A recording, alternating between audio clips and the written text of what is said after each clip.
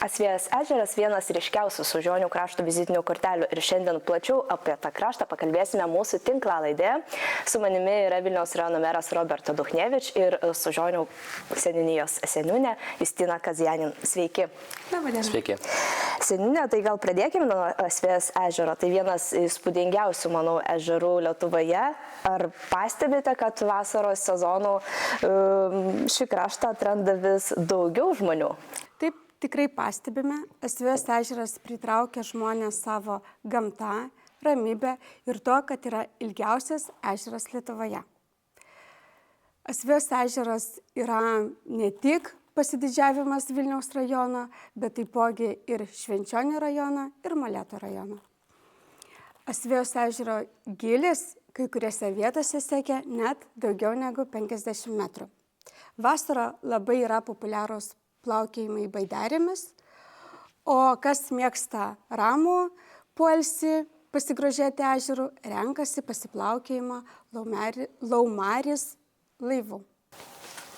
Mere, kokią vietą Vilniaus rajono turistiniam žemėlapį užima ši seniūnija? Na, mano nuomonė labai svarbi. Mes visų pirma dabar tik braižome turbūt tą viziją, kad Vilniaus rajonas gali būti ir labai patrauklus turizmo prasme.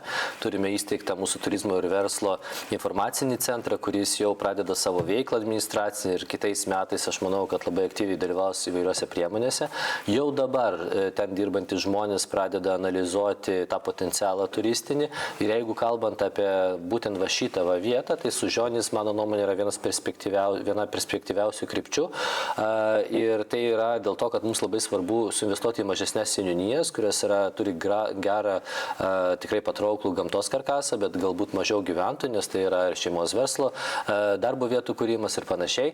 Na ir paminėtas seniūnijos Asvejos ežeras, kuris ir mus sieja ir su Molėtų rajonu, o dabar mes planuojame vėlgi ketinimo protokolą dėl Dipolį įkūrimo rašyti su Molėtų savivaldybė, jau turim tokį sutarimą, tai yra ta labai svarbi jungtis, kur gali atsirasti daug ir funkcinių zonų, galbūt projektų ateityje. Seniūnė, jeigu reikėtų išrinkti didžiausią stiprybę jūsų seniūnijos, tai kas tai būtų, ežerai, miškai ar draustiniai? Žinoma, Asvejos ežeras yra mūsų seniūnijos vizitinė kortelė, bet apart Asvejos ežerą turime dar 12 ežerų. Įspūdingus turime miškus, turime saugotinius gamtos teritorijas, todėl kažką vieno išskirti tikrai negalėčiau, nes mūsų gamta yra labai įvairi ir vietiniai mūsų seniūnijoje vaidina mažąją Šveicariją. Mūsų gamta yra pritaikyta tiek žvejams, tiek vandens pramogų mylėtojams, tiek žygeiviams. Neseniai seniūnija buvo suorganizavusi žygį, kuris sulaukia virš 100 žygeivių. Todėl manau, kad čia taps tikrai gražia tradicija, nes dar turime daug neaplankytų vietovių.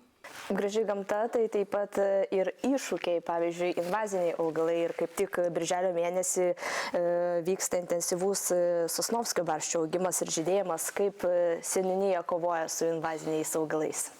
Dar gegužės mėnesį pradėti Sosnovskio barščio naikinimo darbai. Augalai yra puškiami specialiomis priemonėmis. Jeigu privačiose teritorijose matome Sosnovskio barščio židinius, įspėjame gyventojus, siunčiame jiems įspėjamosius pranešimus. Mere, kokie gyventojų poreikiai šiandien gal dažniausiai pasiekia savivaldybę iš Sužionių seniūnijos? Žinote, gyventojų poreikiai yra dažniausiai paprasti. Savivaldai rūpi tai, kas išeini iš namų ir ką tu matai. Ar pas tave gatvė yra asfaltuota, dulka žvyrkelis ar ne, ar apšvietimas nėra. Tai čia irgi turbūt tie klausimai yra svarbus. Aš čia eidamas į laidą irgi pasirankiau savo objektai, kokie buvo svarbus buvo 2025 metais tvarkomi. Tai, pavyzdžiui, Tarakonio kaime atliktas Jakubiškių gatvės žvyrkelio remontas, suremontuotas kelias Dvailiniai, Padubiai, Unguriškės, Stankai, Greičiūniškės Stankai, tas tokia atkarpa, atnaujinti Sužionių kapinių takai, irgi asfaltuota, ten buvo aikštelė automobilių stovėjimo, privažiavimas, kitas pats kelias prie kapinių.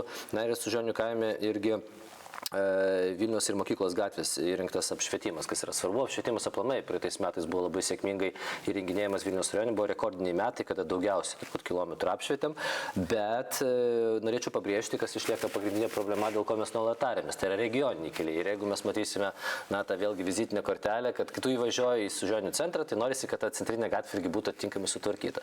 Taip, mes turime didesnės gyvenvietės, kur su Lietuva dabar tam bendradarbiaujam ir yra projektai, bet Sužionis irgi mums yra labai svarbu, tai galvosime pagal galiojantį reglamentavimą, ar mes kažkokias atkarpas galime gal perimti ir tvarkyti, ar vėl Lietuva tai sutvarkys, tai čia mums yra dar didelis uždavinys, nes norisi, kad tas centras atrodytų irgi tinkamai žmogiškai ir kelio valdytas, šiuo metu ne mes, o valstybė irgi to pasirūpintų. Tai ta infrastruktūra turbūt pagrindinis klausimas, kuris visada kyla.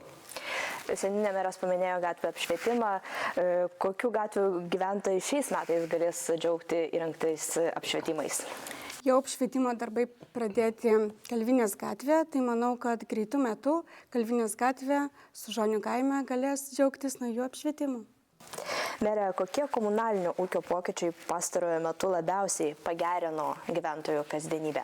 Iš tikrųjų, Sužionis gali džiaugtis, nes ne visada pasiseka gyventi tokį projektą ir ypač tuose galbūt nutolusiuose gyvenvietėse. Tai praėjusiais metais Sužionių kaime buvo paklota, gal jeigu neklystu, 2 km vandentiekio ir 1,7 km nuotekų tinklų. Tai yra tikrai neblogas pasiekimas ir daugiau vartotojų gali pasijungti ir džiaugtis centrinė sistema. Seniūnė, šiais metais planuojamos naujos seniūnijos administracinės patalpos. Kodėl atsirado poreikis tokiam projektui? Atsirado poreikis, kadangi mūsų esamos patalpos yra jau gan senos ir reikalauja tikrai labai daug investicijų, todėl buvo nuspręsta persikraustyti į buvusias mokyklos patalpas.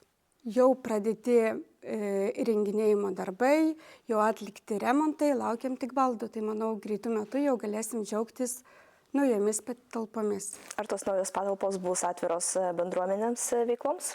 Tai be abejo. Kaip ši seniūnija yra vertinama viso rajono kontekste?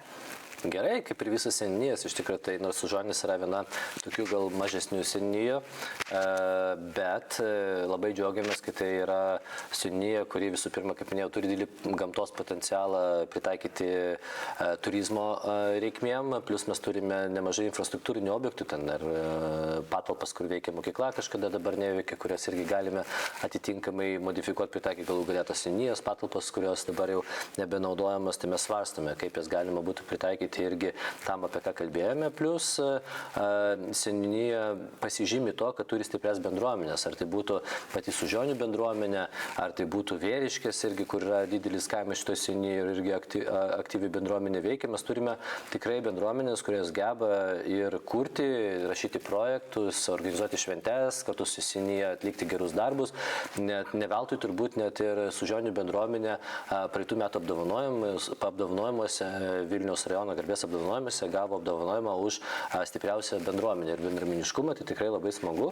Tai aš labai džiaugiuosi ir kultūrinė veikla labai aktyviai irgi vyksta, nes ten yra padalinys mūsų Nemenčinės kultūros centro ir tas padalinys labai aktyviai veikia, beje, dabar jau bando tokį brandinę šventę savo padaryti šitam regione, būtent Joninės Sužionyse, nes mes žinome, kad Rudamina turi vienoj pusį dar, tai čia dabar Sužionis būtent toks nedidelis kaimas, bet pritraukia, aš manau, ir minės žmonių. Tai labai džiaugiuosi ir matau tą didelį potencialą.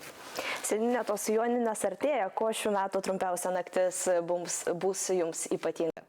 Aišku, Joninės Sužionyse visada ypatingas, o šiemet bus ypatingas tuo, kad kartu švęsime vietinės kapelos, kapelės Vintajanska 35 metų jubiliejų.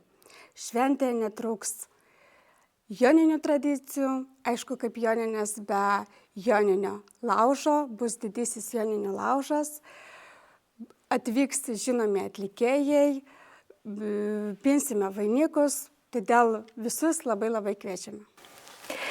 Merė Seniūnė, ačiū už pokalbį. Jums, mėly žiūrovai, ačiū, kad žiūrėjote šią laidą ir kas žino, gal kitą kartą susitiksime ne tik eteryje, bet pačiuose Sužionyse, galbūt net per Jonines. Ačiū ir gražios dienos.